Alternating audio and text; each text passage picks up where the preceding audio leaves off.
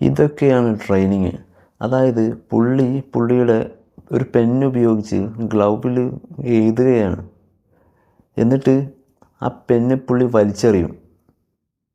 കണ്ടു നോക്കും. വലിച്ചെറിഞ്ഞിട്ട് അത് പുള്ളിയുടെ നായിനെ കൊണ്ട് മണപ്പിച്ചിട്ട് അത് കണ്ടുപിടിപ്പിക്കാനാണ് പുള്ളി ശ്രമിക്കുന്നത്. ഇതൊക്കെയാണ് ട്രെയിനിങ്.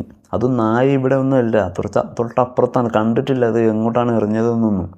എന്നിട്ട് നായിനെ കൊണ്ട് അത് മണപ്പിക്കുന്നതാണ്, ആ സ്മെല്ല് എന്നിട്ട് അതിനോട് അത് കണ്ടുപിടിക്കാൻ പറയാണ്. ഇതൊക്കെയല്ലേ ശരിക്കും ട്രെയിനിങ് എന്നൊക്കെ പറയുന്നത് അല്ലേ? കിട്ടുമോ അതിന്? തപ്പുന്നുണ്ട്. നമ്മുടെ നാട്ടിലൊക്കെ ഉണ്ട് കുറേ നായ്ക്കൾ. പക്ഷെ ഇതൊക്കെ ഭയങ്കര കഠിനമായിട്ടുള്ള ട്രെയിനിങ് ആണെന്ന് തോന്നുന്നു. ഇതിലൊന്നും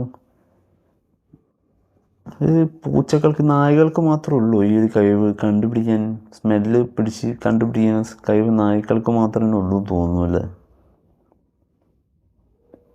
നോക്കാം നമുക്കത് കിട്ടുമോ.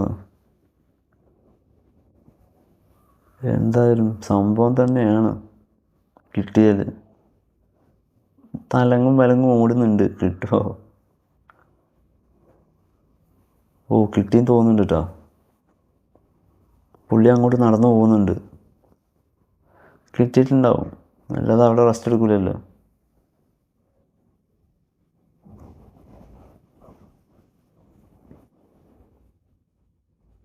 അതായിരിക്കും പിന്നെ. എൻ്റെ മോനെ, എന്താല്ലേ ഇതൊക്കെയാണ് ട്രെയിനിങ്ങും.